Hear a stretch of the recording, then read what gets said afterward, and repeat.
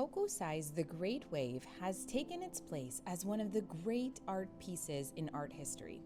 This beautiful work of art is a Japanese woodblock print, also known as ukiyo-e. Ukiyo-e literally means pictures of the floating world and depicted scenes from everyday life in Japan in the Edo period. Let's look at this one by Hiroshige. You can almost imagine it as a photograph. You can see the passers-by on a busy street traveling through the Otsu station. Here we have another print by the famous Hiroshige, another snapshot into daily life during the Edo period. In 1832, the artist was asked by the government of Japan to travel along the Tokaido Road. He made many sketches during this journey, many of which would end up as prints from his 53 stations of the Tokaido Road. Now we see another print of everyday life, a summer scene in Edo, which is modern-day Tokyo. We can look closely and see the lanterns hanging, the kimonos and fans, the tea service on the floor. Some of the most popular pictures in the ukiyo-e style were of kabuki actors. Kabuki is a traditional Japanese form of theater. The style of ukiyo-e was developed in 1765, and what made it so popular was that the prints could be produced cheaply and in large numbers, which allowed them to be appreciated by a larger audience than just the wealthy class. Now, let's take a look at how woodblock prints were made. Traditionally, making a woodblock print was a collaborative process between the artist, the carver, the printer, and the publisher. The artist would begin with a sketch of their idea. You can see here a comparison between the original watercolor of Japanese artist Hasui on the left and the final print on the right. The watercolor on the left is much more naturalistic and shows a wider view. The print on the right is cropped and the colors are blocked. Hasui, like other Japanese artists, would travel to different locations and make sketches of places that inspired them. After the publisher approves the sketch, it is transferred onto a woodblock, usually cherry wood, and then carved. You can see here a replica from the British Museum of the key block for Hokusai's Great Wave. See the raised parts? Those are the parts that touch the ink first, making the impression on the paper. After the carving comes the inking. A print is made of just the outlines with black ink, like this one called a key block proof. From there, other blocks are carved for the colored portions. You can see the print here filled with color. This diagram shows a full view of the printing process. The Great Wave would have taken 8 printing blocks to achieve the fully colored print. Once the prints are made, they get distributed. Of the ukiyo-e style, the two most popular artists are Hiroshige and Hokusai. Today we will be focusing on one of Hokusai's 36 views of Mount Fuji. Hi guys, today we're going to make a drawing of Hokusai's Mount Fuji.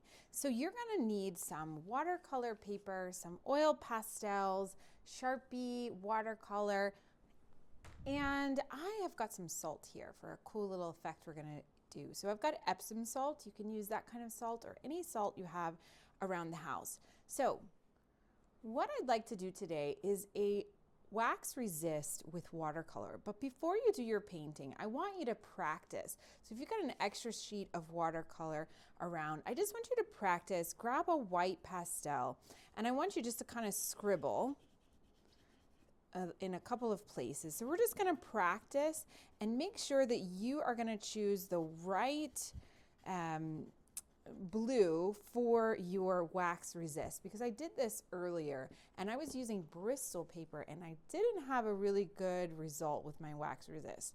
So I'm starting with a dark blue and I've got white down there and it's kind of working, but it's not super great. So I'm going to switch that and I'm going to go for a light blue. So what I want you to do here is just kind of practice. So I'm going for a light blue and now I can see it is kind of working. You see that? So that's what I want. That's what I want to happen on my painting.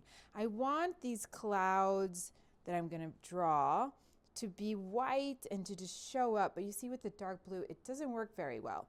Now I'm also going to try, and I see with my white here, I just kind of scribbled, but now I'm just going to try to color it in totally solid and see if that looks better. So I'm just coloring in a totally solid cloud, and I want to see if that does a better job.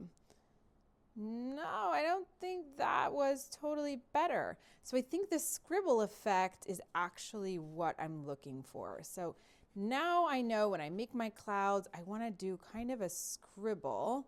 Look at that. Yeah, that's cool. Okay, so now we've done our test print. We're ready to work on our actual painting. One last thing I want to say about this.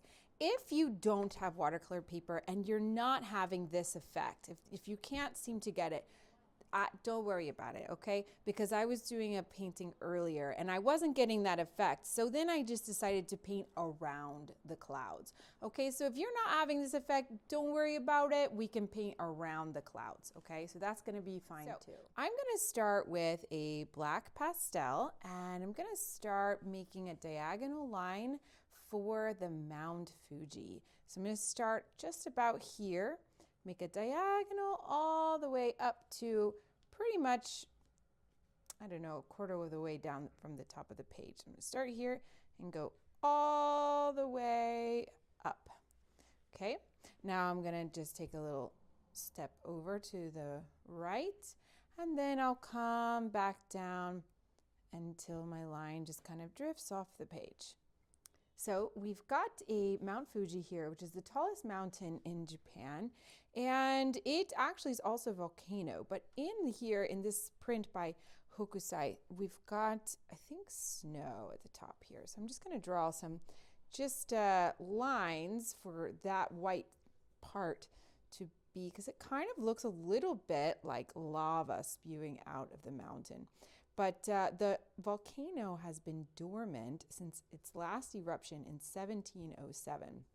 And we do know that Mount Fuji is snow-capped, covered in snow. So we're going to put some snow right here at the top. Okay, beautiful. All right, so I'm just making kind of lines where I know I'm going to be painting the mountain with red, but where I've got this part, it's just going to be white. I don't want any color up in there. Okay, gorgeous. So that's pretty good. Now I'm going to just do some trees on the bottom. So they're just kind of like little specks of trees down here. So I'm just going to work at this, just kind of making little sort of scumble lines, just kind of little ideas, representations of trees. So just going to keep going here until I've covered kind of this entire area down here with trees. So I'm doing an oil pastel, like kind of a wax resist drawing. So I'm using black, but you're welcome to use dark green if you'd like, or you want to add any more colors, but I just went straight away for black. So all right, so just going to fill this little space down here. Very good. Almost done. All the way. Great. Okay, so that's it for my pastel of black. And right over here, I want to put a little bit of Japanese writing because I know that Hokusai a lot of times had some text on his painting. So what he has on his painting is a little bit difficult for me to write. So we're going to try to write Mount Fuji in Japanese, also known as kanji. The characters are called kanji. So I'm going to try that now. So I'm going to start with, it's a horizontal line up here. And then we've just got two little tabs coming down from that line. And then some little diagonal up there. And then a horizontal line right underneath that first horizontal line. And now a little tiny box here. Okay, and then another box, sort of, like this. Good. And it's got a cross in the center. Great. Okay, that was the most difficult character. So if you can do that, you could do anything. All right, so now we've got our next one, vertical and a horizontal, then a line in the middle here. And now our last one is like an L, then a vertical line, then one in the middle that's taller than the other two. Okay, and now I'm just going to draw a box around that. Just like that. Awesome. Now if you had a pen, you could make that like a little bit smaller, but wanted to do it nice and big so you could see. Okay. All right, so now we're ready for the white pastel. So I'm just going to show you quickly with a gray pastel, kind of like where I'm planning on putting clouds, just so you can see. So since I have a white paper and a white pastel, you can't see it too much. But remember, what we discovered from our test was that rather than filling in those clouds completely, it's better to do some kind of like scribbles, some cloud scribbles, okay, if we want the wax resist to really work. So I'm just going to kind of scribble with my pastel. All right, so I'm just going to scribble here. Scribble, scribble, scribble, scribble. And I'll just add some scribbles in between here and there. Just little clouds up in the sky, wherever I'd like to put them. Scribble, scribble, scribble. Some clouds. All right. Good. So we know that this is a summer scene, and it's from Hokusai's 36 Views of Mount Fuji, and it's called South Wind, Clear Sky, and it's also known as Red Fuji. Okay, great. So now let's start with our blue and hope for the best with our wax resist. So I've got lots of water here in my watercolor, so I want it really nice and wet. So here we go. I'm going with the light blue. See, that one didn't work. That one didn't work. What is happening? Let's see. A little bit less. There we go. I got one. Okay. It's working. So I think maybe the trick is with less pigment. There we go. We got it. It's coming out gorgeous. And then if you also just want to be safe and kind of just not color in those clouds, that works too. But I'm just going to try and just play with it. Yeah, I can feel the wax resist here in the bottom. Cool. All right, so we're just going to keep. There we go. That one looks pretty good. Got it. All right, so go through your painting and just try to add a nice blue sky.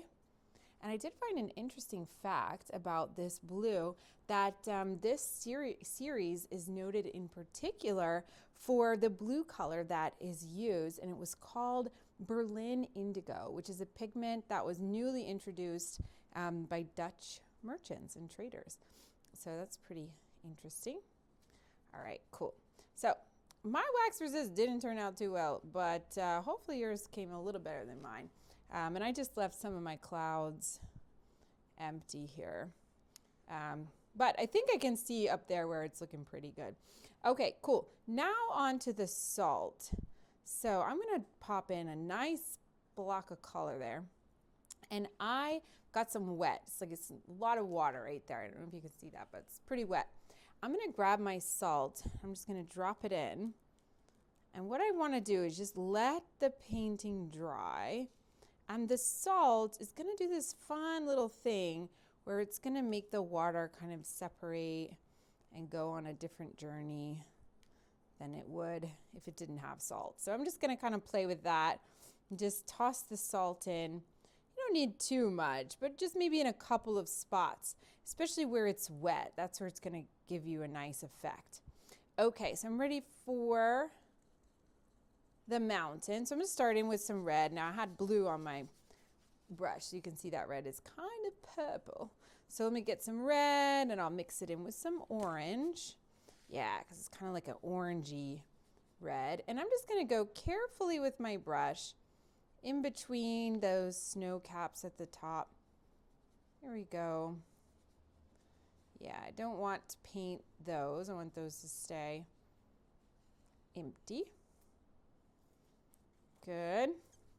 So just going down here, adding some orange and red.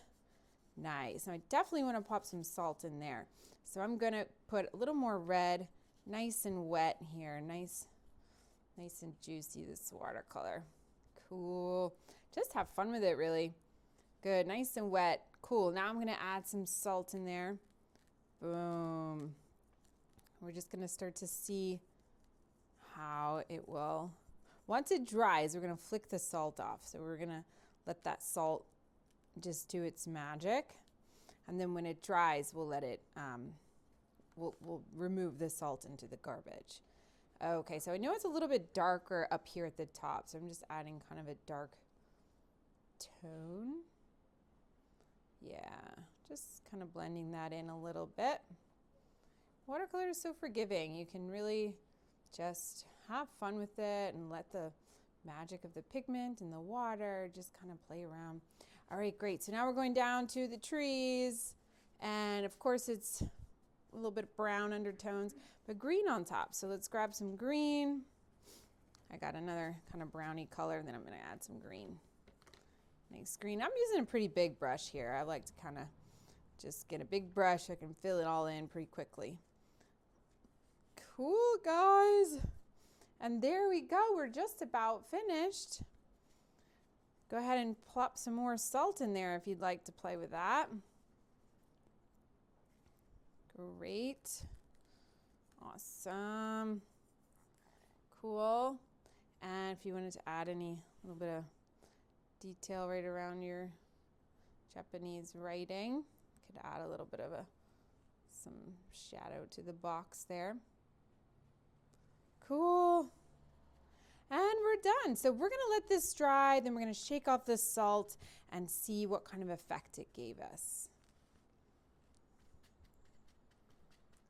All right, guys, so I've got my finished one here from my sample, and you can see that once you dust off that salt, it will give a really cool texture to your watercolor. So it's going to kind of make the watercolor have this cool reaction and just give it a lot of texture and movement. All right, so I hope you enjoyed learning about hokusai and prints, and we look forward to seeing what you come up with. Bye.